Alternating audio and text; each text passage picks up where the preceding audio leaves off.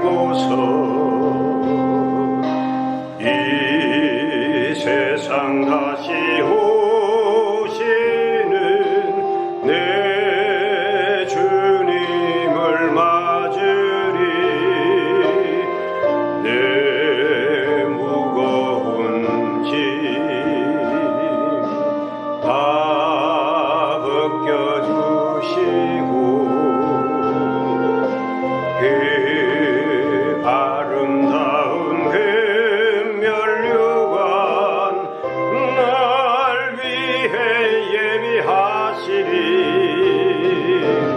나 호흡 있는 동안에 나 생명 있는 동안에 나 주를 찬양하리라. 내게 생명 주신 주님을 내 영혼 속에 주 예수 오셔서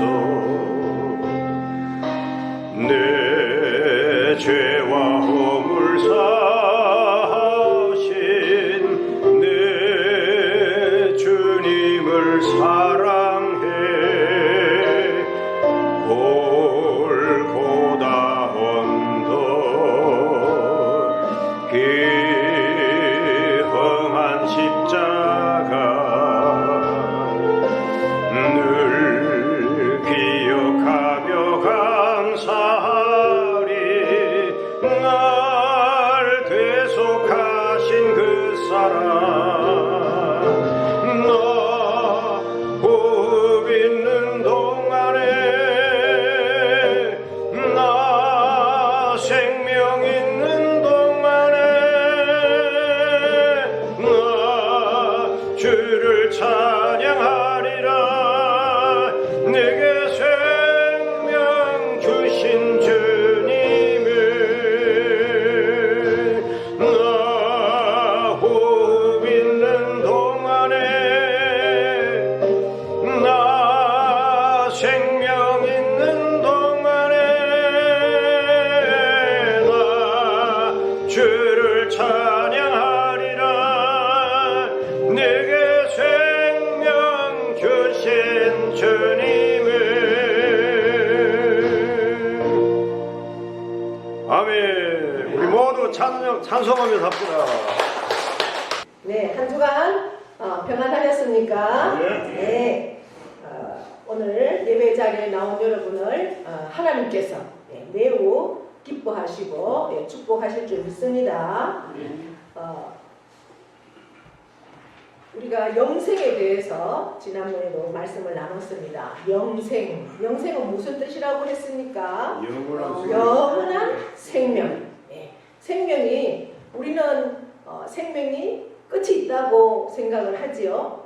우리가 죽으면 우리의 생명은 끝이다 이렇게 세상에서는 이야기를 하지만 우리 성경적으로는 생명은 영원하다 이렇게 말씀합니다. 그래서 영생은 영원한 생명을 뜻합니다. 성경 요한 1서 5장 13절에는 성경이 왜 기록되어 있느냐, 성경이 기록된 목적이 영생이 있음을 우리에게 알려주려고 성경을 기록했다라고 말씀합니다.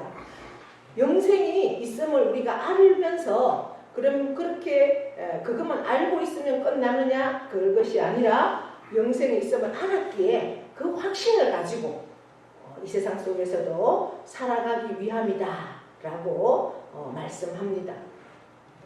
결국 영생은 영원한 생명이죠. 그 영원한 생명은 두 가지 길이 있다는 거예요.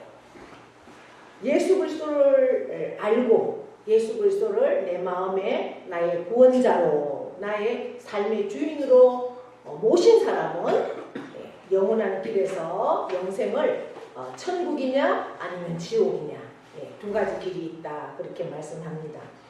하나님은 우리를 사랑하시기 때문에 영생을 주시면서 천국을 우리에게 주시기를 원하시죠. 그렇게 천국을 우리에게 주시면서 하나님은 은혜의 하나님이시니까 영생을 무슨 큰 우리에게 대가를 원하시면서 주시는 것이 아니라 값없이 주신다라고 말씀하십니다. 그러므로 영생은 돈으로 살 수 있는 것도 아니고 또 우리가 무슨 큰 공로를 세워서 얻을 수 있는 것도 아니고 어떤 자격이 있어서 얻을 수 있는 것도 아니다라고 말씀합니다. 우리가 세상을 살면서 생명과 관계되는 가장 중요한 것들은 다 값없이 선물로 받았습니다. 한번 생각해 보십시다. 생명과 관계되는 가장 중요한 것들은 어떤 것이 있을까요? 지금 여기에도 보면은 공기가 없으면 우리가 잠시라도 숨을 쉴 수가 없지 않습니까? 이 속에도 공기가 있으니까 우리가 호흡을 하면서 살 수 있죠. 밝은 햇빛이 있어야 모든 사람도 마찬가지고 동물도 식물도 다 자랄 수가 있습니다.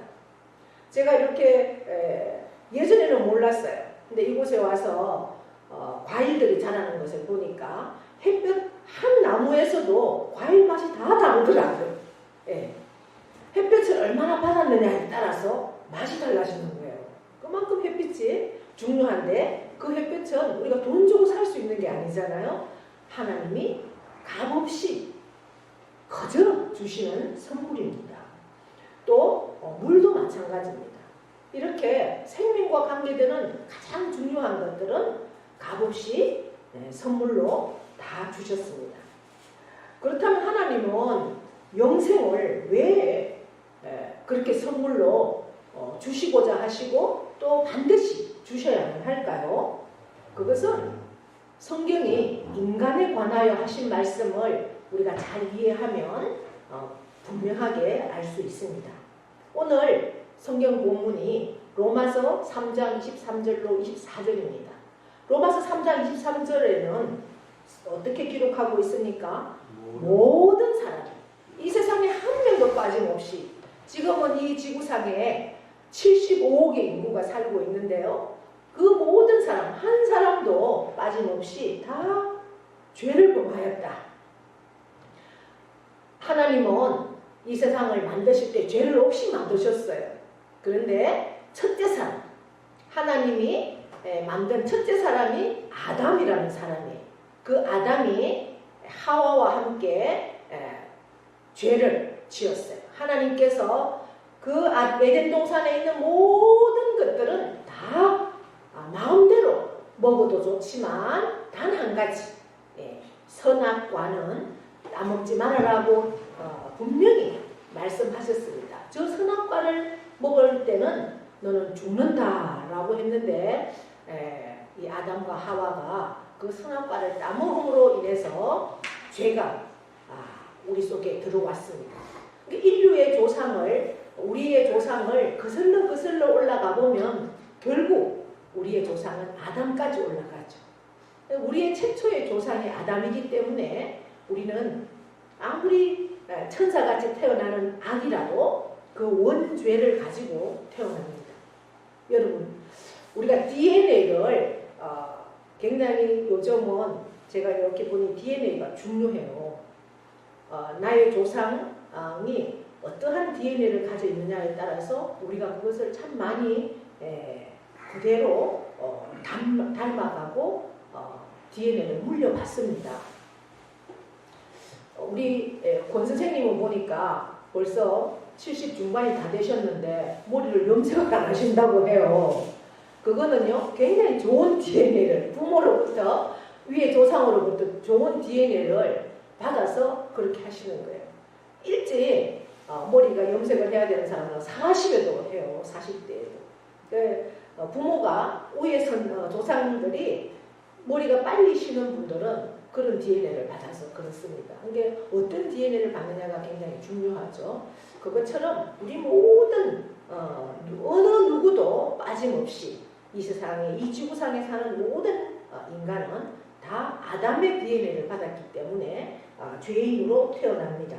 그래서 하나님의 그 영광에 이르지 못한다라고 성경은 기록합니다. 그래서 인간은 죄인이라는 거죠. 그러므로 죄인은 자신을 구원할 수가 없습니다. 그래서 성경에서는 죄를 여러 가지로 정의를 하고 있습니다. 세상에서 죄라고 인정하는 그런 것들도 우리는 죄를 지으면 안 되고, 또 세상에서 죄라고 생각하지 않는 것들, 이웃을 사랑하고 부모를 공경하고 이러한 것들까지도 우리는 하나님은 죄다, 그렇기 때문에 반드시 사랑해야 된다 라고 말씀하십니다. 또한 우리가 마음으로 눈으로 보이지는 않지만 마음으로도 얼마나 많은 죄를 짓습니까? 내 자신이 너무나 교만하고 또 욕심이 많아요. 우리는 그래서 내가 부릴 수 있는 그 이상의 것을 욕심을 가지고 막 탐심을 가지고 있어요. 제가 산에 가서 이렇게 보니까 너무 예쁜 꽃이 있더라고요. 그래서 저기 테이블에 좀 이렇게 심어 놓으면 좋겠다라고 했더니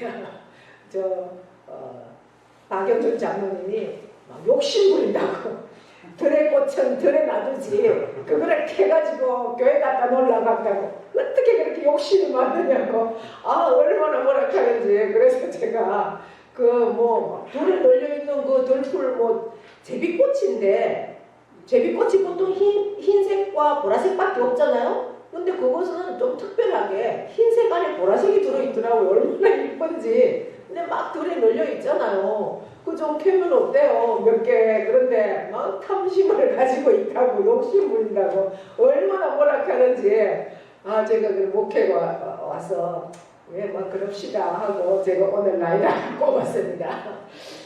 그러한 것들도 사실 어떻게 보면 탐심이죠. 그죠? 예. 다 같이 봐야 할 들꽃을 집에까지 가서 우리만 보려고 하는 거는 그것도 탐심일 수 있습니다. 그러한 마음들까지도 하나님은 죄다 이렇게 말씀을 하는 거죠. 그러면서 누군가를 사랑해야 되는데 하다 보면 어때요? 미워할 수도 있잖아요. 그런 것들. 예. 그러면서 막 질투하는 거, 이런 것까지도 다 죄다 그렇게 합니다. 그런데 성경은요, 그러한 것들보다도 가장 큰 죄가 뭐냐?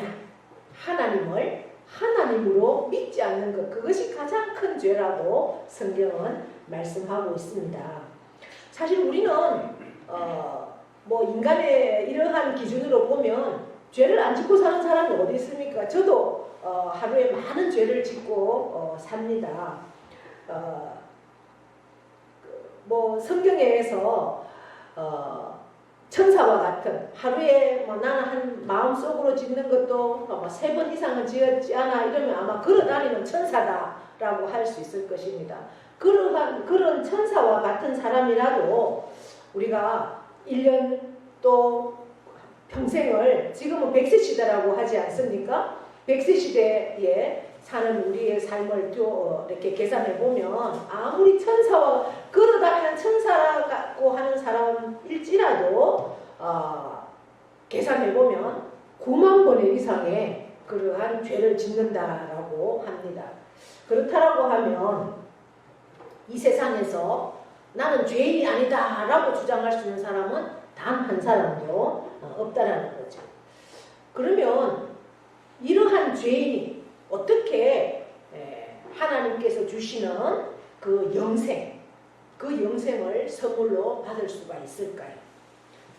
이것은 성경이 하나님에 관하여 하신 말씀을 우리가 좀 잘 이해할 때 분명히 어떻게 우리 이러한 죄인이 하나님의 그 영생의 선물을 받아서 하나님 앞에 서는 것은 그 죄를 다 용서함을 받아야 하나님 앞에 설 수가 있습니다.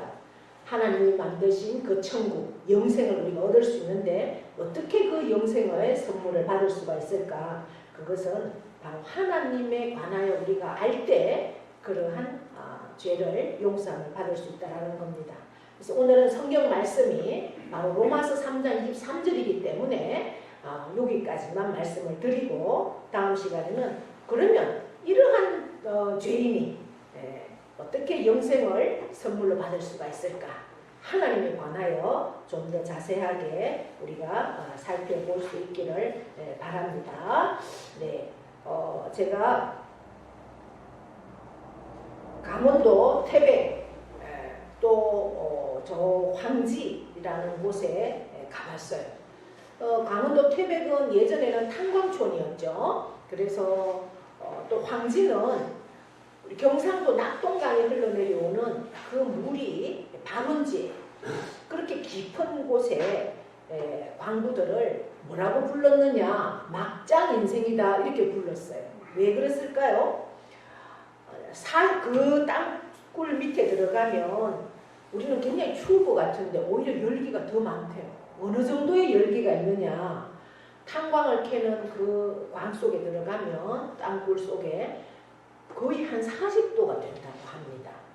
여름에 우리가 아무리 뜨거워도 아직까지 우리는 40도는 안 올라가잖아요. 예.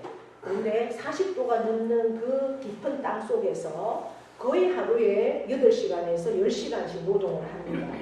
그러면 그 속에서 나오지도 못하고 하루 종일 그 안에서 시커먼 먼지 속에서 또 점심도 먹고 온몸이 땀버벅이 되어서 일을 합니다. 공기가 너무나 탁해서 연탄가루, 뭐 돌가루가 몸속으로 들어가서 이제 허파에 쌓이죠. 숨을 쉬니까. 그러면 나중에는 이 사람들이 이제 그 폐가 굳어져 가는 그러한 현상이 일어납니다. 그래서 젊은 나이에 세상을 떠나는 분들도 많고 그래서 이제 막장 인생이다 이렇게 부르는데요. 탄광의 그 탄광 광부의 아들이 쓴 시가 있습니다. 시가 어떻게 썼느냐? 우리 아버지는 탄을 캐신다. 나는 공부를 아무리 잘하려고 해도 공부가 안 된다. 공부를 못하니까 아마 나도 광부가 되겠지 하는 생각이 든다. 이런 시를 쓴 거예요. 그 시를 아버지가 보고 얼마나 마음이 아프겠어요. 그래서 아버지가 나는 어차피 못 배워서 강부가 되었으니 그래서 그나마 먹고 살기 위해서 열심히 저 지하갱 속에서 일해야 되지만은 너는 커서 나처럼 이렇게 광부가 되지 않았으면 좋겠다. 그러니 열심히 공부해라. 공부는 못하는 게 아니라 하면 된다. 그러니 죽어도 너는 광부는 되지 말아라. 이렇게 그 아들이 쓴 시를 보고 아버지가 말합니다. 얼마나 기가 막힌 이야기입니까? 막장 인생을 사는 그 가슴에 피가 맺힌 아버지의 소원이 아니겠습니까? 정말 오히려 세상 속에서 좀 어려운 그러한 삶을 살더라도 저 지하 깽 속에는 들어오지 말아라는 아버지의 그러한 당부입니다. 왜 그렇습니까? 광부의 생활이 얼마나 힘들고 어려운지를 아버지가 알기 때문에, 고통을 알기 때문에 사랑하는 아들만큼은 그 지하에 들어오지 못하도록 말리는 것입니다. 제가 예수님을 알기 전에, 영생을 얻기 전에는 정말 나 하나만 이기적이고 나 하나만 잘 되면 된다 이런 생각으로 살았던 저도 제가 예수님을 알고 예수님을 믿고 또한 그 예수님이 나의 구원자가 되시고 나의 삶의 주인이 되시고 하나님을 아버지라고 부를 수 있는 그 특권을 내가 누리면서는 이제 세상의 모든 사람이 나의 사랑하는 가족만이 아니라 세상의 모든 사람이 너무 사랑해줬어요. 그래서 그 광부가 아들을 향한 사랑만큼 저도 세상의 모든 사람이, 특별히 제가 속해 있는 이 지역, 병암과 오태, 동마, 이 지역에 한 영혼이라도 영생을 선물로 드리고 싶고 그것을 알기를 정 위에서 날마다 눈물로 기도하고 그 삶을 지금도 살아가고 있는 것입니다. 저와 마찬가지로 여러분들도 똑같은 그러한 마음이고 심정이고 소원일 줄 믿습니다. 우리가 예수님을 진정으로 알고 믿는다면 천국이 있고 지옥이 있다는 사실을 진정하게 안다면 나의 사랑하는 가족, 내 이웃, 친구 가만히 둘 수 없죠. 그래서 우리는 오늘도 그 영혼을 놓고 기도하고 또 사랑의 마음으로 그렇게 나아가는 것입니다. 우리가 인생을 살면서 가장 중요한 것이 구원이라는 거죠. 구원. 그래서 우리는 구원을 받았기 때문에 또한 구원을 전하는 것입니다. 오늘도 이 구원을 위해서 예수님은 우리를 사랑하시고 오늘도 이 자리에 저희들을 불러주신 줄 믿습니다. 우리가 단지 먹고 사는 문제, 그것이 아니라 우리의 영혼에 대한 문제를 날마다 생각하시면서 그 부분 앞에 집중해 있을 때 하나님은 우리의 모든 것을 다 책임져 주신다라고 약속하십니다. 하나님은 신실하십니다. 약속을 반드시 지키시는 분이십니다. 이 예수 그리스도를 믿는 교회 안에 있는 분들은 우리가 지난 시간에 다 뭐라고 한다고 했습니까? 가족이라 했죠. 그래서 새로 오신 분을 우리가 어떻게 부릅니까? 새 가족이다 이렇게 부릅니다. 기존 있는 분들은 다 가족이에요. 권속이라는 한자어도 쓰지만 우리 교회 식구들 저는 항상 이렇게 부릅니다. 우리 교회 식구 새 가족에서 정말 가족 같은 육신의 가족만이 아니라 영적으로 하나님 안에서 맺어진 그 가족의 마음으로 한 주간도 서로를 위해서 기도하고 그 사랑의 마음을 늘 전하면서 살 수 있는, 그래서 하나님이 기뻐하는 영생의 선물을 날마다 누리는 그러한 저와 여러분의 삶이 되기를 축복합니다. 하나님 아버지 고맙고 감사합니다. 모든 사람이 하나님의 영광에 이를 수 없는 그러한 죄인의 모습이지만 받았습니다. 이 영생의 선물을 받은 우리는 이 선물을 나의 사랑하는 가족부터 내 이웃들에게 전할 수 있는 그러한 삶으로 인도하여 주시고 한 주간도 이 영생의 선물로 인해서 행복하고 기쁘게 우리의 삶 가운데 참으로 승리하는 그러한 우리가 될 수 있도록 인도하시고 역사하시고 지켜주시옵소서. 감사드리며 예수님의 이름으로 기도드리옵나이다. 아멘. 이제는 우리 주 예수 그리스도의 은혜와 하나님 아버지의 크고도 영원하신 사랑하심과 성령님의 교통 위로하심의 역사가 모든 사람이 죄를 범함으로 하나님의 영광에 이르지 못하던 저희들을 하나님께서는 영생을 선물로 주시기를 원하시고 그렇게 그 선물을 주시기 위하여서 우리에게 귀한 은혜를 주십니다. 이 한 주간도 하나님 이 말씀 붙들고 하나님께 주신 그 영생의 선물을 누리면서 그 영생의 선물을 전하는 우리 모두가 되기를 결단합니다.